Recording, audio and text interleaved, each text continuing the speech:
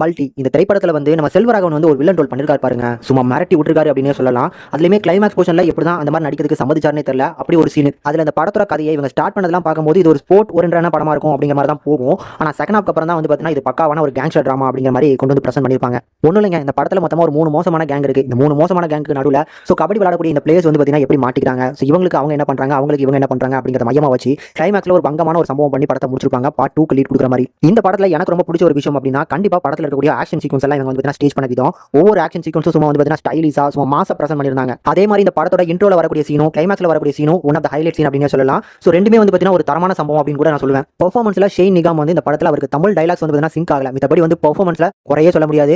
ஒவ்வொரு இடத்துலயும் வந்து பாத்தீங்கன்னா பார்த்து சூப்பராகவே பண்ணி கொடுத்திருக்காரு. ரெண்டாவது படத்தோட செகண்ட் ஹீரோவான சாந்தனு. சோ இவர் பொறுத்தளவுக்கு இந்த கேரக்டர் என்ன இன்னும் நல்லா யூஸ் பண்ணிருக்கலாமோ அப்படின்னு ஃபர்ஸ்ட் ஹாஃப் ஃபீல் பண்ணிட்டு செகண்ட் ஹாஃப்ல கண்டிப்பா நல்லாவே யூஸ் பண்ணிருந்தாங்க. சோ இந்த கேரக்டர் இப்படி தான் யூஸ் பண்ண முடியும் அப்படிங்கிற மாதிரி ஒரு ரோல், அதுக்கேற்ற மாதிரி அவரும் பெர்ஃபார்மன்ஸ் சூப்பரா பண்ணிருந்தாரு. அண்ட் அதுக்கப்புறம் வந்து பாத்தீங்கன்னா கண்டிப்பா செல்வராகவன் தான் அவரோட வில்லனிசம்லாம் கண்டிப்பா வந்து பாத்தீங்கன்னா சூப்பரா இருந்துச்சு. அதுலயுமே சொன்னல அந்த படத்துல வந்து பாத்தீங்கன்னா 2-3 சீன் ரிப்பீட்டட் ஆனாலுமே அந்த சீன்ல கரெக்டான மீட்டர்ல திருப்பி அதே மாதிரி பெர்ஃபார்ம் பண்ணுவார் பாருங்க. அதுதான் எனக்கு ரொம்ப பிடிச்சிருந்தது. செல்வராகவனை தாண்டியுமே இந்த படத்துல ஒரு 2 கேங்ஸ்டர் இருக்காங்க. சோ அதுல வந்து ஜீமா கேங் வந்து பாத்தீங்கன்னா ஒரு ஃபீமேல் கேரக்டர். சோ அவங்களும் சூப்பரா பண்ணிருந்தாங்க.